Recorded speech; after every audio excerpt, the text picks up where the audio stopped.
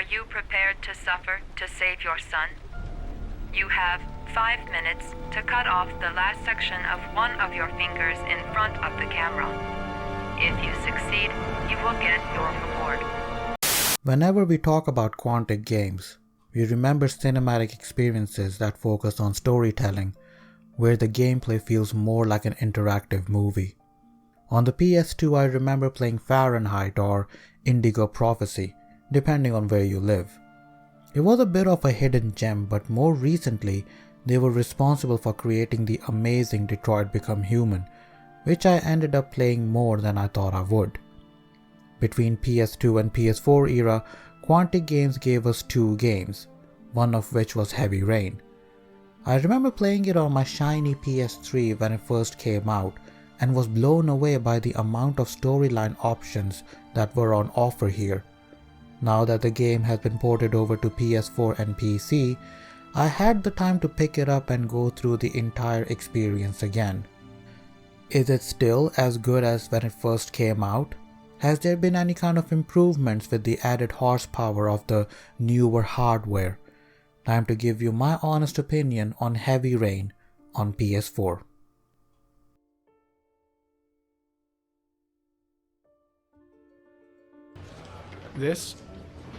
This is my office? That's where I was told to take you. If you need anything, you know where to find me. Before we carry on any further, I need to get this out of the way here. The footage you see on your screen right now is captured using the PS4's internal gameplay capture function, and I have realized that the captured footage on PS4 is always a bit muddied. I mean, I can reduce the length of the recording, which would improve the quality of the video, but longer footage means I can record more and not worry about missing anything important. I'm not that financially loaded to invest in an external DVR capture card or something. Well, hopefully further down the line when I become more successful as a YouTuber. So like and subscribe, give me money. Anyways, what are we supposed to be talking about again? Oh yeah, Heavy Rain. Now, Heavy Rain is a story-driven experience, and since I will be talking about it, there is an outside possibility that I might end up spoiling the game. So consider this your spoiler warning. If you don't want the story to be spoiled, jump to the timestamp shown on the screen right now. You have been warned. When the game starts, you will be in control of Ethan Marsh, just your average dad who is living his best life with his lovely wife and 2 kids. Sean and Jason. One day, Ethan and Jason are involved in a car accident. Ethan is critically wounded and is left with some sort of brain damage. Meanwhile, Jason, the poor young soul, loses his life. Jason! Oh my God, no!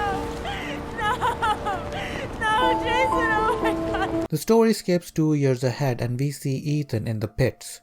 He can't get over Jason's death, and it seems to be affecting the way he lives. Why do you look so sad? I think I just need some time to get back to the way things were. You know, Dad, what happened to Jason wasn't your fault. Good night, Sean. He's separated from his wife, he's struggling to bond with his other son Sean, and often blacks out because of his injuries when he was involved in the accident.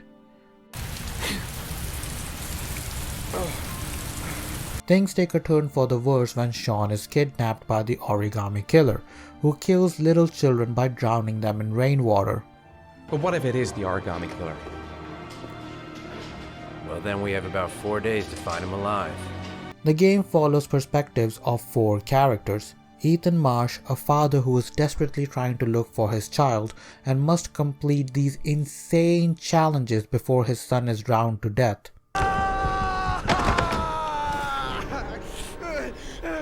Norman Jaden, an FBI agent who is profiling the killer and is trying to figure out how the killer operates. Harry, comment. The victim is lying on his back. No visible signs of violence. Scott Shelby, a private detective who is hired by the families of the children who had lost their lives. My name's Scott Shelby. I'm a private detective. I'm investigating the case of the origami killer. And Madison Page, an undercover journalist who wants to solve the mystery of the origami killer. cop's uniform. Always trust a cop. That's why children went with him. He was dressed as a cop. As the game plays out, you will see story unfold from different perspectives and get an insight into the story and the characters involved. Of course, as the game progresses, there are points in the game where the character you are controlling can die. At that point, the storyline changes and you can carry on playing as the other remaining characters. Honestly, the game's storyline is pretty awesome, and the options available here are truly amazing. You will be surprised to see how little decisions you make in the game can alter the story in the long run. For example, while playing as Norman Jayden, you square off against the killer, and if you win the fight, you will unlock a new piece of puzzle that would help you identify the killer. I don't know about anyone else, but I like these kind of little touches because that increases the replayability of the game. And replayable, this game certainly is. There are many endings to unlock in the game. Some are depressing, some are wholesome, and some seem to be setting up a sequel that unfortunately never came. You deserve a better adversary. Somebody more ferocious. Now that doesn't mean the storyline is perfect. There are many gaps and plot holes in the story. For example, in one scenario, Ethan is tasked to kill a drug dealer. Now you can choose not to do it, but if you go ahead with it, there seems to be no repercussions for that. Ethan just took a life and no one asks him nothing. No trial, no questions, nothing. There are a lot of plot holes like that which I won't get into, but it is clear that the writers gave more options that they could keep a track of. Some scenes don't make any sense at all. I feel like all the scenes were filmed in the game, but certain sections were later taken out because they did not match the tone of the game. A perfect example of this can be seen when Ethan is talking to Madison and tells her that he sees the bodies of the victims of the origami killer. I sometimes have these blackouts. Times where I don't know what I'm doing. As if I'm someone completely different. The only thing I remember afterwards is the bodies. The bodies in the water. The first time I heard that, I was like, eh? After doing a little bit of research on the net, I found out that there was a section in the game that got cut out where Ethan did see the bodies of the origami killer's victims. The section was supposed to represent a kind of psychic link Ethan had with the killer. So when they took that part out, they did not re-record or amend that part of the game. During his blackouts, Ethan goes to Carnaby Square, the place where Shelby's brother died, and he makes an origami figure at the same time as the killer makes one to leave in the hands of the victim. These scenes were not retained in the end because they made the story too complex and introduced a paranormal element that added nothing to the story. We decided to remove them a few months before the end of development, particularly in order to speed up the start of the game, recenter the narration, and anchor the story in reality.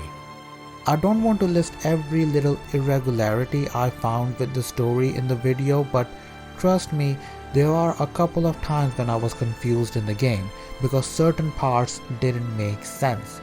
And that's either because of cut content or a decision I made in the game that made me miss out on a crucial plot point, only for the storyline to play out like I did witness that plot point and carry on like nothing happened. Yeah! Nevertheless, the game's story is certainly one hell of a ride.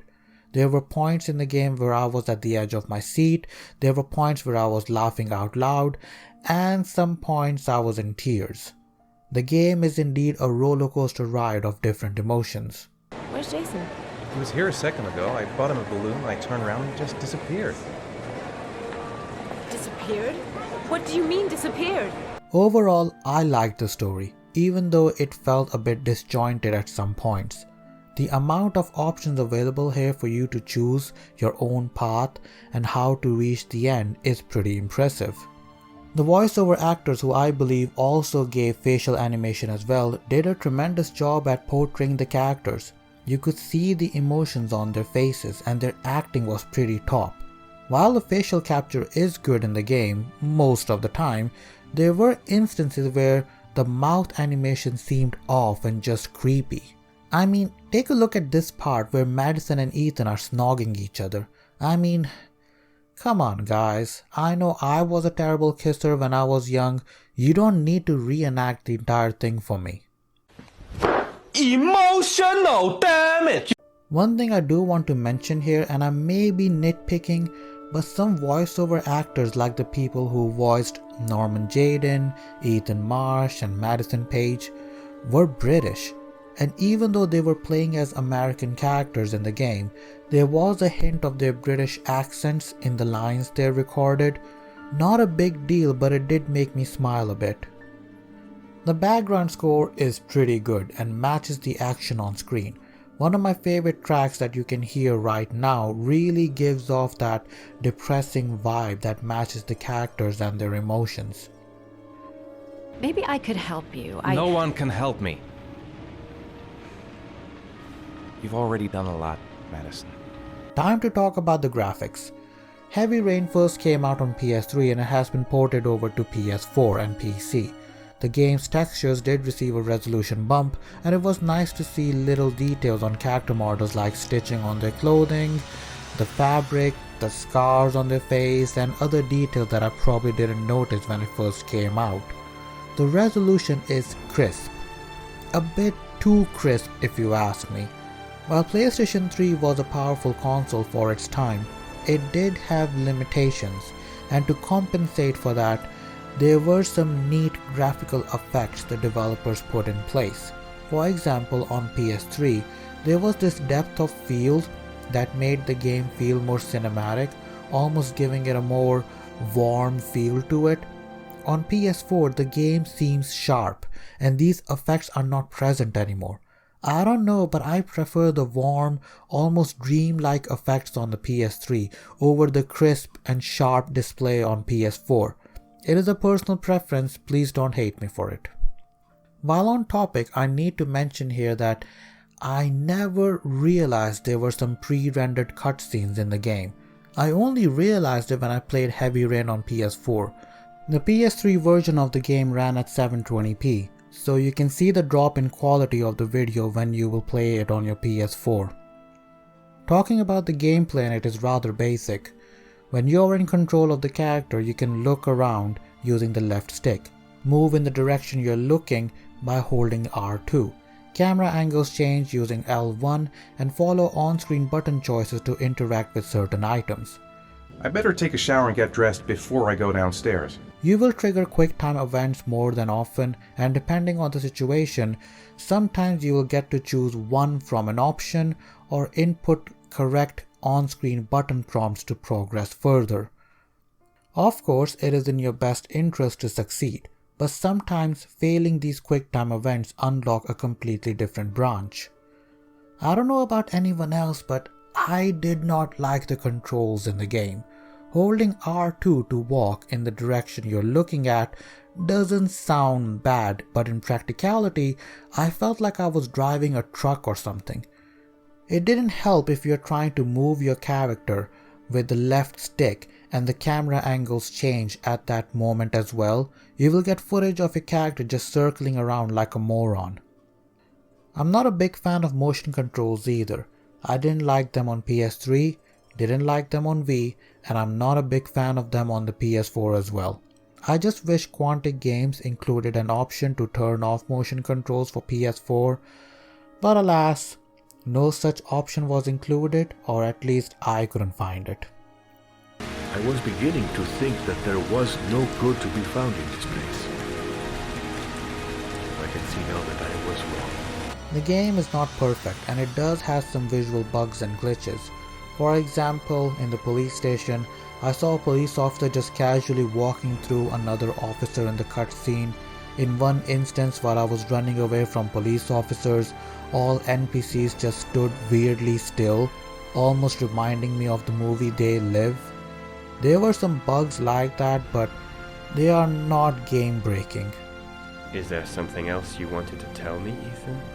So, what is my honest opinion of Heavy Rain? The story-driven game is a thrilling ride from start to finish. There are some plot holes that may confuse you, but if you can overlook them, there is certainly some enjoyment to be had here.